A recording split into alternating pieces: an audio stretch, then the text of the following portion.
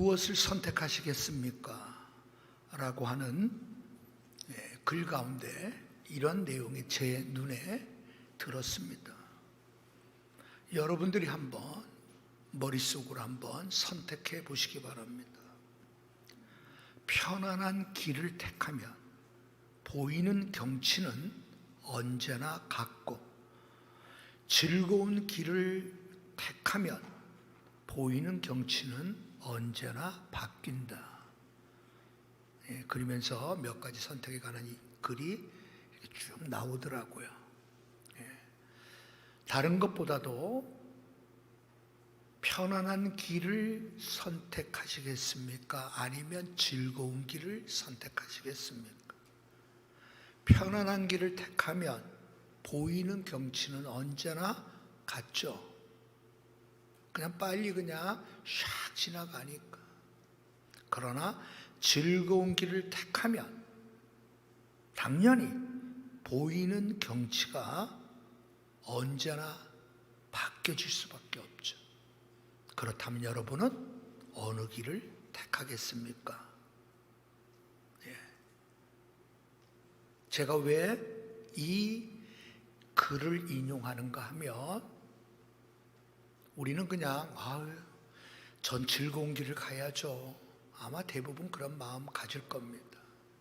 편안한 길보다 즐거운 길 가야죠. 여러분, 즐거운 길을 간다는 것은 각오가 없이는 갈 수가 없죠. 더 오래 걸릴 수밖에 없고, 더 불편할 수도 있고, 그러나 그 길이 즐거운 거예요. 그래서 가는 거죠. 이제 노예 수양회가 강원도 양양에서 있는데, 내일부터 수요일까지 그냥 춘천고속도로 타고 그냥 샥 가면은 한 2시간 반이면 아마 양양 도착할 거. 옛날 같으면은 꼬부랑꼬부랑 길 해가지고 가면 꽤 오래 걸렸거든. 강원도 삼척이 제 고향인데, 옛날에 거기 가려면은 정말 오래 걸렸거든요. 요즘에는 동해고속도로까지 잘 뚫려가지고 그냥 샥 하고 가는.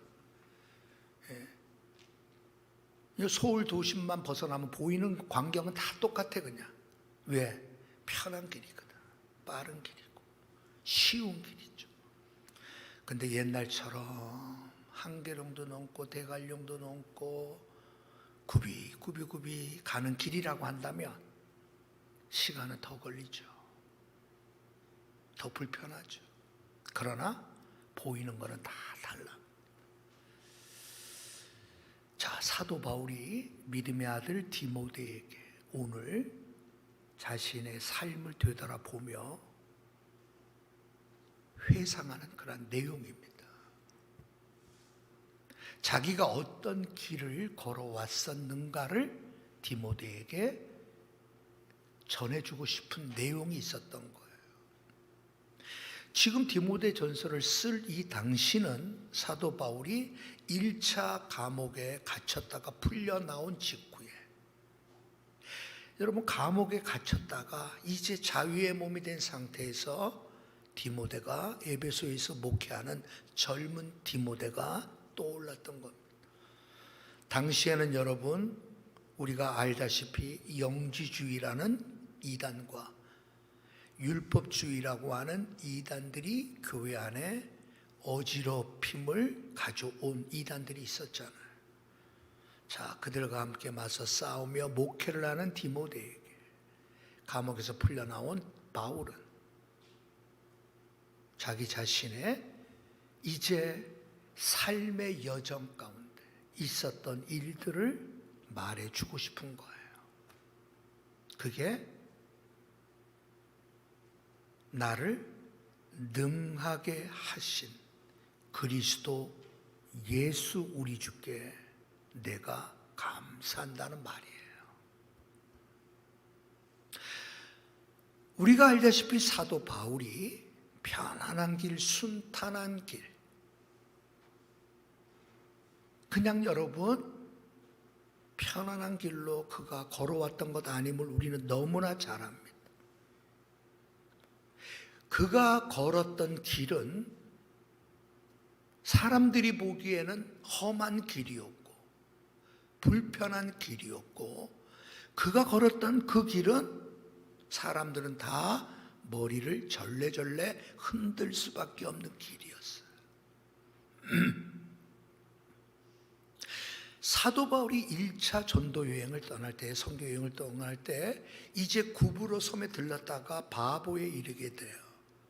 그리고 난 다음에 여러분, 이제 비시디아 안디옥으로 가고자 할 때 그와 함께 같이 출발했던 마가는 되돌아갑니다. 왜냐하면 사도 바울이 가는 그 길은 편한 길이 아니고 쉬운 길이 아니고 여유 있는 길이 아니라, 그가 지금 걷고자 하는 길, 잠깐 구브로 섬에서 있었던 모습을 보고 이제 본격적으로 터키를 향한 그 여정, 험한 줄령을 넘어야 되고 강도의 위협을 당해야 되고 사라 저 산맥을 넘어간다는 것 자체가 걱정스러울 때 마가는 아유 나 갈래요 되돌아갔던 사람이 마가였습니다. 바울은 편한 길 아니었어요. 사람들은 다 아유 나 안 갈래요 하는 길이었어요. 그러나 바울은 그 길이 즐거운 길이었죠. 그 길이 즐거운 길이에요. 바울에게 있어서만은 그 길이 즐거운 길이에요. 오늘 본문의 시작이 뭐예요? 나를 능하게 하신 그리스도 예수. 우리가 생각하는 능한다는 것과는 바울이 말하는 능한 거는 다를 거란 말이에요. 사람들이 생각하는 능하다라고 하는 것은 결국 어떤 일을 행하는 데 있어서 뛰어날 때, 아, 저 사람 참 능한 사람이야, 우리 그렇게 표현하잖아요. 때로는 여러분 팔방미인이네, 팔방미인, 우리 그렇게 얘기하죠. 예. 아니 여러분, 어느 뭐로 봐도 잘났어요. 우린 그것을 팔방미인, 쉽게 얘기해서 그렇게 얘기하잖아. 근데 여러분 그 말 팔방미인이라는 게 그것만 있는 게 아니잖아요. 팔방미인이라고 하는 것은 결국 여러 방면에 아주 능통한 사람을 비유적으로 표현할 때 우리는 팔방미인이라고 그런다. 아, 저 사람 팔방미인이야. 혹시 옆에 계신 분이 팔방미인이 계신가요? 옆에 분이 팔방미인? 잘 보세요. 예. 장전우님 옆에만 보지 말고 얼굴을 봐, 앞을 봐봐. 그래도 미인이에요? 아, 예. 손만 대면 못하는 게 없어. 우리는 그런 사람을 가르쳐서 팔방미인이라고 얘기해요. 능하다. 우리 생각하면 야, 저 사람 참 능해. 떠오르는 게 먼저 그런 걸 떠올려. 뿐만 아니라 저 사람 참 능한 사람 하면 돈 좀 벌었구나 떠올라요. 야, 저 사람 돈 좀 버네. 응?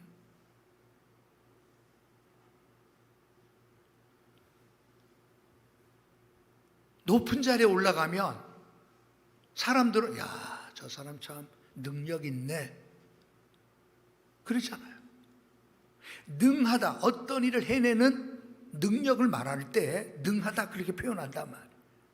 야, 저 사람 참 대화술, 말솜씨가 참 능하네, 우리 이렇게 표현. 사도 바울이 디모데에게 말할 때 2000년 전에 이 표현을 쓴 거예요. 당시 로마 그리스 사람들은 어떤 표현을 쓰는가 하면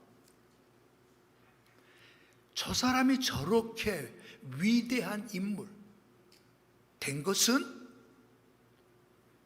그리스 로마 신화에 나오는 신이 저를 도와주었기 때문에 저는 능력 있는 능한 사람 되었다라고 그리스 로마 사람들은 그렇게 표현합니다. 제일 많이 쓰는 표현이 뭐냐면 아테네 신, 전쟁의 신이라고 불려지죠. 전쟁의 여신, 지혜의 여신이라고 불려지는 아테네. 예를 들어서 여러분 헤라클레투스 우리가 잘 알죠? 여러분 그 전쟁에서 막강한 전쟁에서 뛰어난 힘을 발휘해서 승리했던 헤라클레스를 표현할 때도 아테네 신이 저를 도와서 저런 능력을 행했다 이렇게 표현해요. 트로이 목막, 트로이 목막 우리가 많이 들어봤죠? 거기에 여러분 그 전쟁에 나오는 그 오디세우스라고 하는 그 왕이 나오잖아.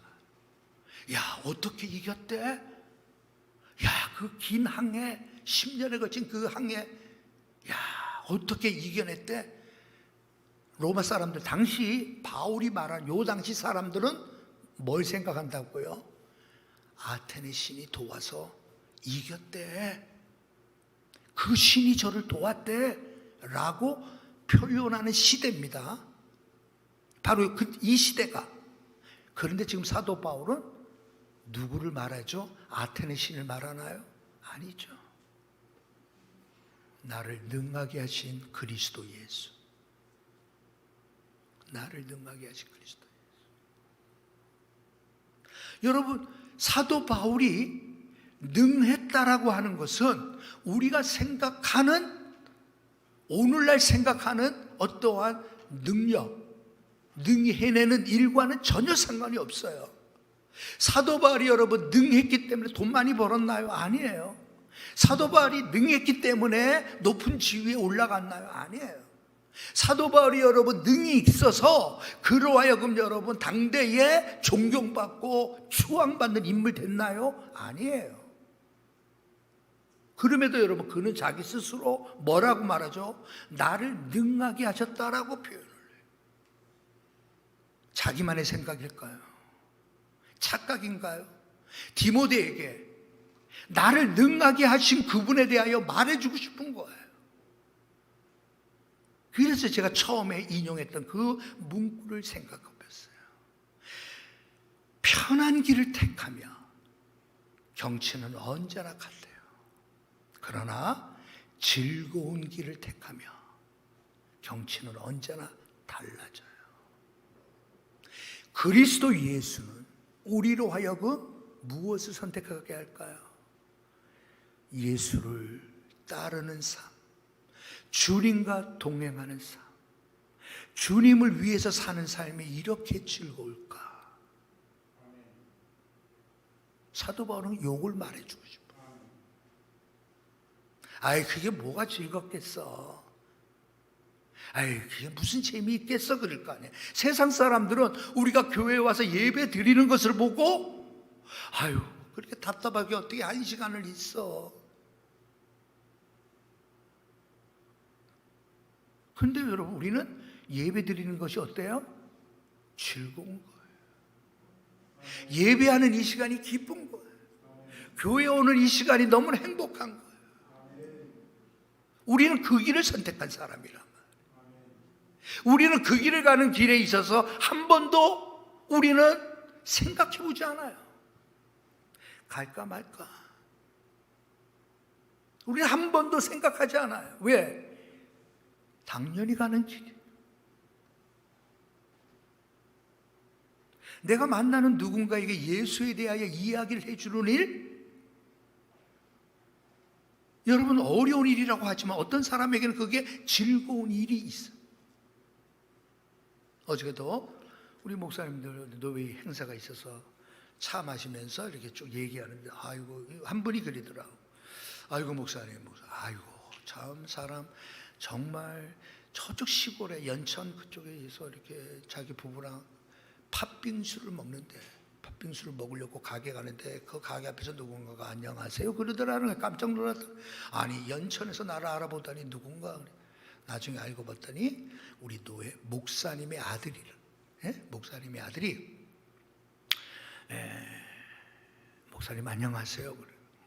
그래. 같은 노회 속해서 이렇게 행사 때 한번 봤는지 어떤지 기억하고 이름까지 이야기하고. 그래서 여러분, 제가 하고 싶은 말은 요때부터, 이제부터. 아니, 그 사람 거기 연천에서 무슨 뭐 가게 하나? 거기서 뭐 직장이 거긴가? 그랬더니 그 아들을 잘 아는 목사님이 그렇게 얘기하더라고. 아, 그 목사님 아들은 거기 직장이 아니고요. 그 목사님 아들은 시간이 나면 그렇게 다니며 전도하는 아들이에요. 시간이 나면 그렇게 다니면서 전도하는 아들이 아마 연천 쪽에 가면서 전도를 했네요. 그 아버지 교회가 옥산이라는 데거든.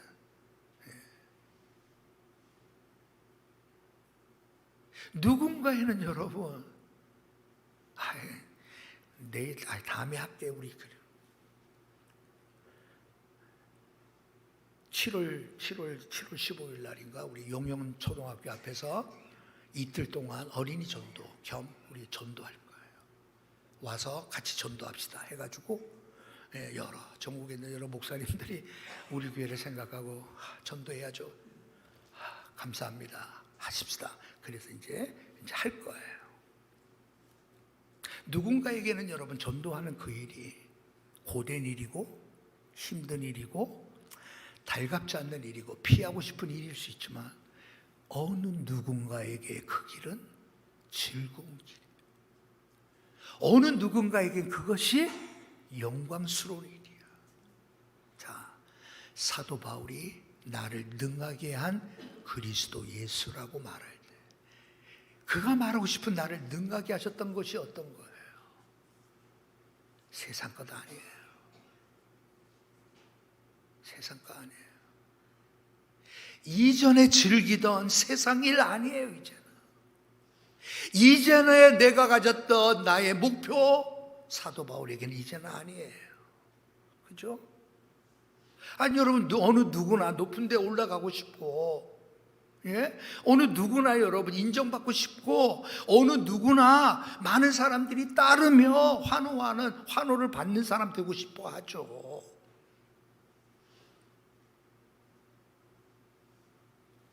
우리 청년들, 우리 안나 자매도 직장에서 이제 또 승진도 하기도 하고 그러죠?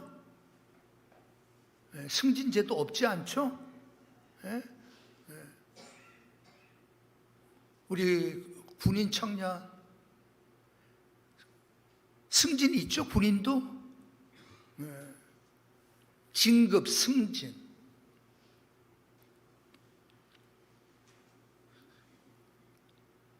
이제 승진을 위해서 내가 힌트를 주는 거예요.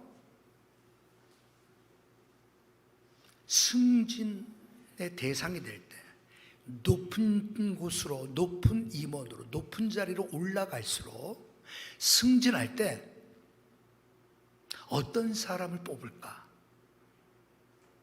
1번 다재다능한 팔방미인과 같은 인재를 뽑는다.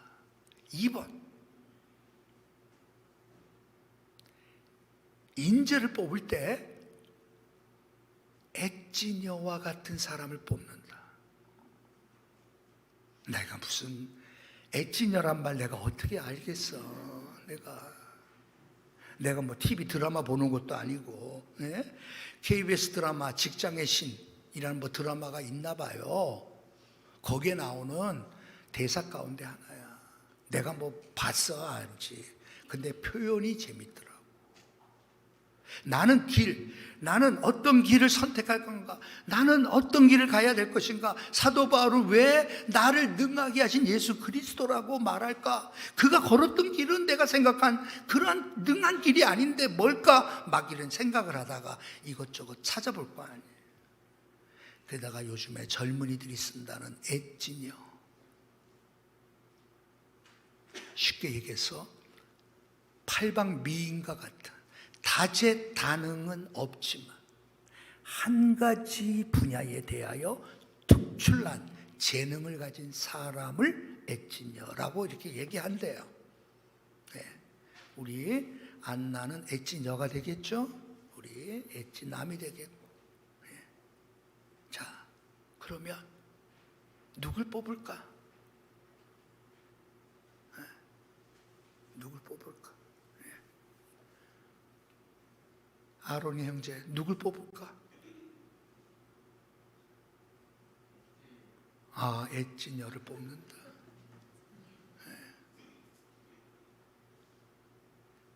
다재다능한 팔방미인을 뽑는다. 없어요? 네? 네. 답은 뻔하죠. 처음에는 팔방미인과 같은 사람들을 여러분 선호해요. 왜? 그런 사람들은 여러분 적응력도 좋고, 그죠? 그런 사람들은 다른 사람과 협력하기도 하고 또 어느 곳에든 쓰이니까 처음에는 다 그런 사람들이 유리하대요. 그런데 점점 올라가면 올라갈수록 그러한 사람들보다 한 분야의 전문가가 더 선택된다. 이제 언젠가 그런 자리에 오르면 그 분야에 저 사람 정말 정통하구나, 뛰어났구나, 이제 다 인정받으니까 그럴 거 아니에요. 그렇죠? 팔방미인 가운데 세 번째 의미가 있어요. 저도 잘 그렇게는 안 쓰는데 세 번째 의미가 어떤 의미가 있는가 하면, 한 가지 일에 정통하지 못하고 온갖 일에 조금씩 손을 대는 사람을 가리켜서 팔방미인이라는 조롱의 뜻으로 쓰이기도 한다고 해요. 국어사전에 나온 얘기예요. 그러니까 여러분, 팔방미인보다는 한 가지, 그게 좋을 것 같아. 사도 바울에게 있어서의 한 가지는 누굴까요? 예수 그리스도였어요. 다른 사람들은 팔방미인처럼 이것저것에서 즐거움을 얻으려고 했다면 사도 바울에게는 오직 한 분, 예수 그리스도 안에서 기쁨을 얻으려고 했어요. 다른 사람들은 이곳저곳 세상에서 만족을 누리려고 했다고 하면 사도 바울은 예수 그리스도 안에서의 만족을 누리려고 했어요. 세상 사람들은 팔방미인처럼 여러분 이곳저곳에서 얻으려고, 하나라도 더 가지려고, 하나라도 더 소유하려고 그렇게 여러분 열심을 다했다면, 사도 바울에게 있어서는 오직 하나, 예수 그리스도를 소유하는 것 외에 그는 다른 것에 관심이 없었죠. 어떻게 사도 바울이 그렇게 했을까요? 바울은 그것을 뭐라고 말하죠? 나를 능하게 하신 것은 예수 그리스도라고 표현해요. 이 말의 의미는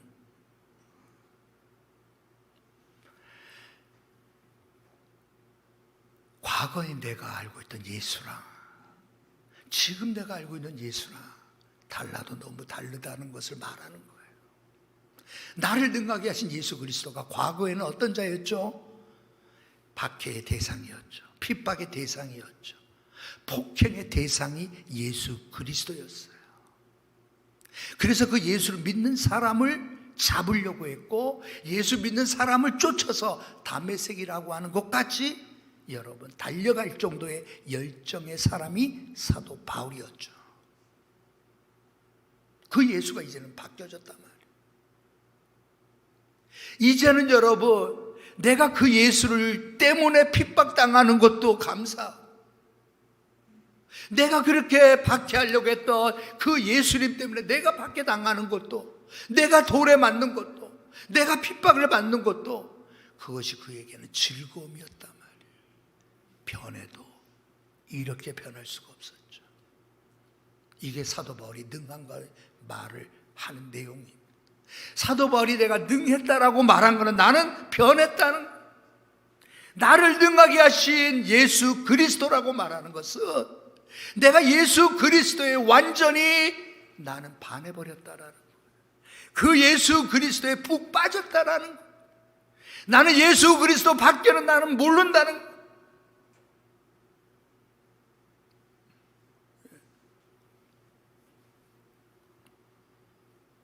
우리 목사님, 우리 동기 가운데도 척척 박사가 있어요. 난 깜짝 놀랐어. 예? 예를 들어서 여러분, 뭐 젊은이도 아닌데 해외 그냥 자동차 뭐 그냥 꽤 나는 그것만 아는 줄 알았더니 군사 장비, 비행기, 탱크, 뭐 장갑차 막 이런 거에 대한 것도 얼마나 잘하는지 몰라. 예? 그래서 내가 물어봤어, 목사님. 아니, 자동차까지는 내가 이해를 하는데, 아니, 목사님, 왜 그렇게 군대, 군 장비, 탱크 뭐 이런 거, 소련제 탱크, 뭐 미군 탱크, 우리나라 탱크, 뭐 곡사폰, 뭐 K9, 뭐 시작해, 뭐 모르는 게 많아. 그래서 내가 궁금해서, 아니, 목사님, 어떻게 그 무기까지 그렇게 잘 알아요? 그랬더니, 관심이 있대. 관심 있으니까 그 정도 알지. 예? 여러분들 우리가 요즘에 뉴스에 간혹 나오면 예를 들어서 B2 폭격기 하면은 꼭 이상하게 생긴 그런 거. B와 김정일이가 그렇게 김정은이가 두려워 떤다는 그 죽음의 백조라는 그 폭격기. 뉴스에 나올 때는 한번 저거구나. 막 이렇게 하는데 이분은 그냥 중국 너무 잘 알더라. 내가 물어봤어. 아니, 왜 이렇게 잘 알아요? 우리 아들이 캐나다 직업군이래. 더군다나 무기 관련. 자기 아들이 이번에 결혼했는데 자기 아들이 군인이니까 아버지가 관심 가지니까 하나씩 궁금하니까 다, 그것도 무기를 관련하는. 캐나다 영주권이 있으니까 캐나다 군인이 됐는데 그 무기 관련. 그 방면에는 여러분 박식한 거예요. 내가 웃으면서, 아니, 목사가 무기까지 알 필요 있냐? 그랬더니, 목사님 저 성경 많이 합니다. 그랬더니. 여하튼 간에 여러분, 나를 능하게 하셨다는 것은 예수님 밖에는 없다는 거예요. 예수님께 사로잡혔고 예수 위에 사는 것이 즐거운 거예요. 주님과 함께 사는 것이 너무 기쁜 거예요. 행복한 거예요. 내가 그분을 목표로 살아가는 것이 너무나 영광스러운 거예요. 여러분, 이 일을 위해서 반드시 일어나야 될 일이 있어요. 사도 바울은 그것을 14절에 말합니다. 우리 주의 은혜가 그리스도 예수 안에 있는 믿음과 사랑과 함께 넘치도록 풍성하였다. 주님의 은혜를 우리에게 주시는데, 은혜는 두 가지를 통해서 주시는 겁니다. 하나는 예수 안에 있는 믿음. 근데 막상 설명해 보세요. 예수님 안에 있는 믿음과 사랑이라고 말하는데, 아니 그냥 믿음은 그냥 믿습니다 하면 되는데, 뭐 예수 안에 있는 믿음이라는 게 뭘까? 그러면 예수님 밖에 믿음이 또 있을까? 궁금하지 않으세요, 여러분? 예수 안에 있는 믿음이라는 게 뭘까? 바울은 여러분 디모데에게 말할 때 이런 표현을 2번씩이나 써요. 예수 안에 있는 믿음이라는 표현을 써요. 여러분, 이 말의 의미는 내가 믿는 내가 만든 신, 내가 만든 하나님, 내가 만든 예수님에 관한 믿음이 아니라는 거예요. 그렇죠? 예수 안에 있는 믿음이라고 하는 것은 그리스도 예수를 믿는, 다시 말해서 그리스도 예수를 신앙하는 믿음을 말해요. 그리스도 예수를 신앙하는 믿음. 예수 안에 있는 믿음이 뭐냐? 그리스도 예수를 신앙하는 믿음. 자, 신앙은 뭐예요? 믿음의 대상이 분명한 것을 말해요. 믿음의 대상. 예수 그리스도가 나의 믿음의 대상이라는 것을 분명하게 세워진 것을 우리는 신앙이라고 얘기해요. 출발이 거기에요. 예수 그리스도에 대한 분명한 나의 신앙의 대상이 예수 그리스도이심을 분명하게 여러분 알게 된 거예요. 내가 이전에 알던 예수 그리스도가 아니에요.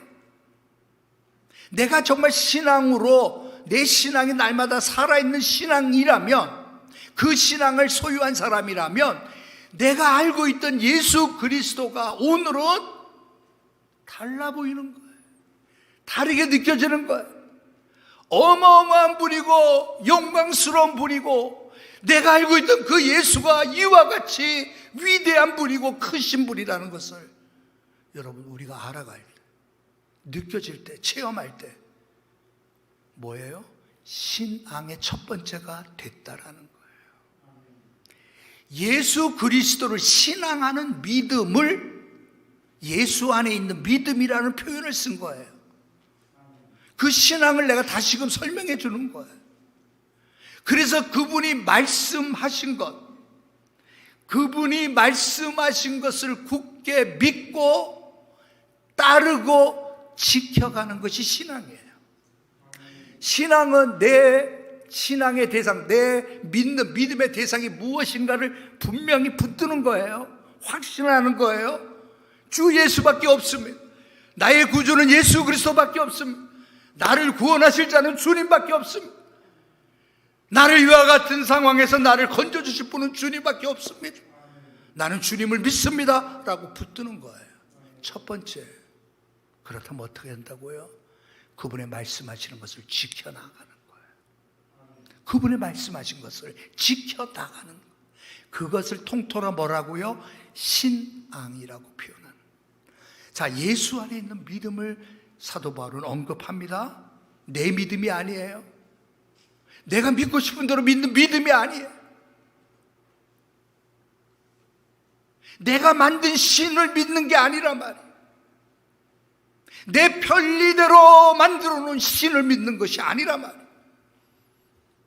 절대적인 존재 예수 그리스도를 믿는 거예요. 그분이 나의 주가 되시고 나는 그분께 전적으로 순종하고 복종해야 될 존재임을 깨닫는 거예요. 그리고 그분이 말씀하시는 것을 굳게 지켜내겠다고. 여러분, 성실하게 그 길을 가는 것을 신앙인이라고 우리는 말하잖아요. 바울은 그걸 말하는 거예요. 나를 등하게 하신 것은 예수 그리스도를 알아감을 통하여 알게 된 거죠. 사도 바울이 여러분 다메섹 도상에서 예수 그리스도를 만나고 난 이후에 우리가 잘 알다시피 여러분 그는 3년 반 동안 아라비아 사막에서 홀로 지냈어요. 많은 학자들은 말합니다. 그때 주님과 깊은 영적 교제를 나눴을 것이다. 아무도 없었지만 주님은, 부활하신 주님은 그와 함께 하셨을 것이라고. 나를 능하게 하신 분은 예수 그리스도입니다. 우리는 그분을 날마다 새롭게 만남을 통하여 내 자신이 능해지는 거예요. 그래서 오래 참습니다. 그렇죠? 그래서 용서합니다. 그래서 헌신합니다. 그래서 여러분 충성합니다. 어저께 일찍에 제 사무실에 우리 정정배 집사님이 어떤 분을 모시고 올라오더라고. 그래서 2층으로 대부분 이렇게 모셔오지 않는데, 근데 또 뭐 누군가 어느 분인가 일하러 오셨나. 어저께 우리 일하는 날이니까 일찍 또 오셨네. 20년 전에 우리 교회 여기 처음에 예배 드릴 때 오셨던 장로님이시더라고. 아유 목사님, 제 누구 장로입니다. 아유 장로님, 내가 알죠. 먼저 있었던 노회 때 아주 그냥 아주 그냥 가깝게 잘 지냈었으니까. 근데 그 장로는 85세인데 정정하시더라고. 85세인데 근데 내가 왜 이 말씀 드리는가 하면 제가 이전에는 못 느꼈지만 85세가 됐음에도 불구하고 여전히 목소리가 쨍쨍했죠. 정 집사님 쨍쨍하다. 목사님 예전에는 모르셨을 거예요. 제가 지금도 저는 일합니다. 무슨 일 하세요? 저는 지금도 연사, 성경의 말씀을 중심으로 애국 운동하는 거. 지금도 85세지만 저를 청하는 곳 많습니다. 제가 옛날에 자동차가 귀하던 시절 하나님이 물질의 복을 주셔서 저는 자동차 2대로 굴렸어요. 저는 정릉에 150평짜리 집을 옛날부터 살고 있었어요. 나는 그 물질, 지금도 하나님 나라 일을 위하여 지금도 그 물질 사용합니다. 40년간 했던, 난 그때 몰랐지. 그냥 어느 교회 장로님인 줄만 알았는데, 그러면서 목사님, 제가 저 혼자 따로 사무실 겸해서 이 효자동, 그쪽 어디에 거기에서 이제 살고 있다는 거예요. 그 운동 삼아서 오다가 목사님 생각나서 잠깐 들렸다. 그러면서 내가 그 말이 멋지더라. 85세이지만 성경 말씀을 중심으로 해서 애국운동. 제가 옛날 이철승, 옛날 정치인 있잖아요. 이철승 씨와 함께 전국을 다니면서 웅변했던 사람입니다. 저는 성경 위주로. 나는 지금 주님과 함께 매일 살고 있습니다. 이러는 거요. 그래서 여러분 얼마나 부러운지 몰라. 자가용 옛날부터 2대 끌고 다녔다는 게 부러운 거 하나도 없어. 지금도 150평짜리 집에 사는 게 부러운 게 아니야. 정말 부러운 건 뭐예요? 저는 지금도 예수님과 함께 살고 있습니다. 그러다가 이제 우리 딸이 딱 들어온 거지. 우리 딸을 보고, 제 딸입니다. 그래요. 내가 나는 중매를 잘하는 사람인데, 그래도 부탁합니다. 거기까지 진행돼서 일단 부탁합니다. 여러분, 예수 그리스도와 함께 사는 것이 최고인 거예요. 바울은 그걸 말하는 거예요. 처음에 얘기했잖아. 지금 감옥 갔다 나왔다니까. 예수님 때문에 감옥 갔다 나왔다니까. 예수님 때문에 여러분 핍박당하고 있다고. 그런데도 예수야, 또 예수야, 또 예수. 좀 쉬었다가 해도 될 텐데. 왜? 그 길이 즐거운 거예요. 누가 그렇게 만들어요? 예수님이 만드는 거예요. 그러면 우리가 해야 될 건 뭐예요? 예수님을 알아가는 일에 우리는 전력을 다해야 돼요. 그냥 내가 생각하는 예수 믿으면 우리는 여러분 안 되는 거예요. 내가 생각하는 예수가 아니라 성경을 통하여 말씀하시는 예수를 우리는 만나야죠.